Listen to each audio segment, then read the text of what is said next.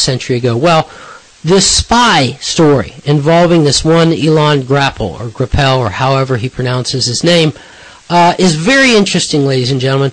A lot of other stories surrounding this have been published as well that, again, going back to our imagery here of the police sketch artist, help bring some clarity to this picture. Now, the story is that we have this Israeli-American law student who is fluent in Arabic, who has posed as a Muslim to get into Egypt, and he has been, not only that, he is a veteran of the IDF.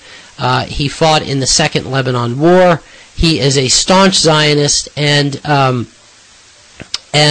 he actually volunteered for hazardous duty in the IDF because he wanted to see more military action. And so he is arrested as a spy, has several pieces of incriminating evidence on his person. He was actually turned in by some of the young people he was trying to recruit. And interestingly enough, ladies and gentlemen, what was he doing? He was out in the streets of Egypt, Cairo, trying to foment, what was it? Sectarian strife. Now, for those of you out there who don't have a thesaurus or a dictionary handy, what that means is internecine fighting between Christians and Muslims. Well, interestingly enough, there's a couple of stories here that I happened to pick up.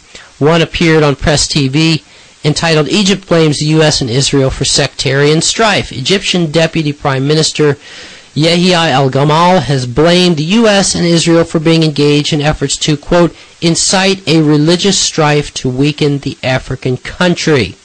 Quote, "The U.S. and Israel are behind the religious sedition in Egypt since they realize this is the only way to break up the country," so said al-Gamal in televised remarks quoted in a report by a news agency. Israel is trying to do this because Egypt is the most important power in the region. Well, folks, you may or may not remember that in the days immediately following these revolutions taking place, one of the documents that we cited often on this program was the one that had been written by the Israeli military strategist Oded Yanon, entitled Israel's Strategy for the 1980s.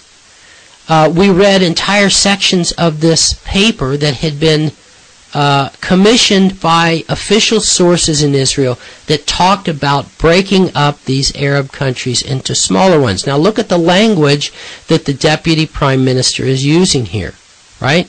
They realize, meaning Israel and America, realize this is the only way to break up the country. Break up the country. Okay? Now, I apologize, ladies and gentlemen, because I know that in the immediate aftermath of these revolutions taking place, I was a little bit short-fused about how our quote-unquote movement was dealing with this, namely that they were swallowing this thing hook, line, and sinker, okay, instead of seeing that this was another intelligence operation on the part of Israel and America. But I think that we are vindicated now in seeing what is taking place in Libya, in seeing the run-up to military actions against Syria. And by the way, ladies and gentlemen, the little news item that I brought up a moment ago involving Turkey and Syria, where Turkey is talking about possibly engaging in military action against Syria, it may have escaped the notice of some of you the fact that Turkey is a member of NATO. Okay? And according to the terms of the treaty, if any member state is attacked, the entire alliance is required to step in and give assistance. So if something happens, since we have Syrian troops on the border with Turkey, and Turkey is making noises about initiating or going to war against Syria, and all of a sudden, bada boom, something happens, and you have a bunch of dead Turkish soldiers, and the Syrians have been blamed. Well, guess what, ladies and gentlemen? Now it's not just Libya that is being invaded and destroyed by NATO, it is Syria too. Mark Dankoff, your thoughts on this matter? Well, I absolutely agree with you, and I think to put all of this into context, both in terms of the dangers of something happening on the Turkey-Syrian border, a false flag incident that is used to bring NATO to bear in that situation, because that's clearly what the Israelis want. They want Assad out, and they certainly want a situation where they can use a foothold in Syria for their eventual strategy against Iran. Exactly. And this is not lost on the Iranians, by the way, folks. If you look at press television tonight, the chairman of their Majlis, or Parliament's National Security and Foreign Policy Committee, and Aladdin Bouroujerdi, underscores that Egypt's parliamentary elections will open a new chapter in Tehran-Cairo relations.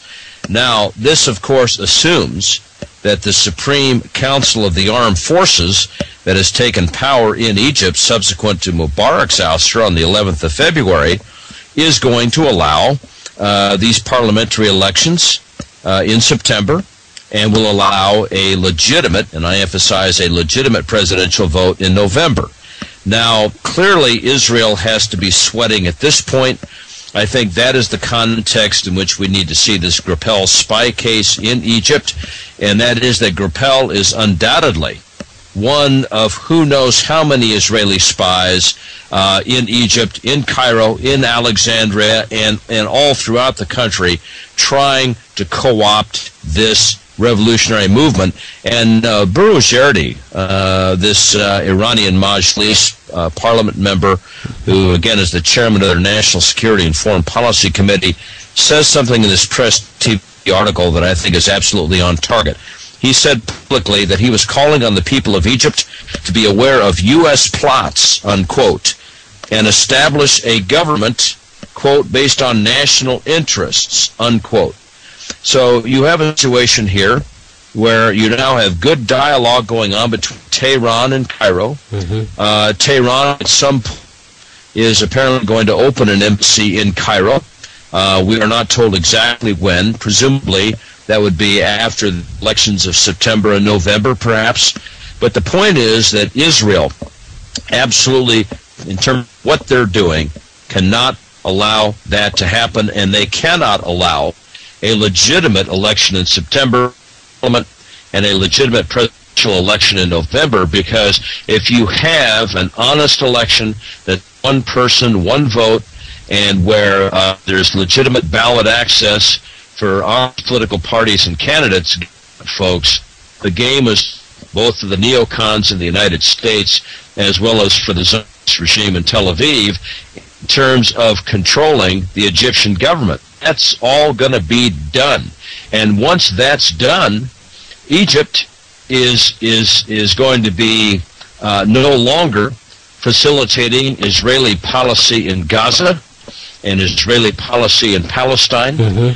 Egypt is not going to be staying out of what Israel is up to in Syria, and the Egyptians certainly will provide no political, diplomatic, or military support whatsoever for an American and or Israeli attack on Iran if this thing goes as the Iranians obviously hope that it will. So this is where we are in this thing, and I believe that when you look at this Grappel spy case, it's absolutely incredible to me, Mark, as I read through this, that up to now, the Israeli quote security authorities have been allowing people like Grappel relatively free access to that country.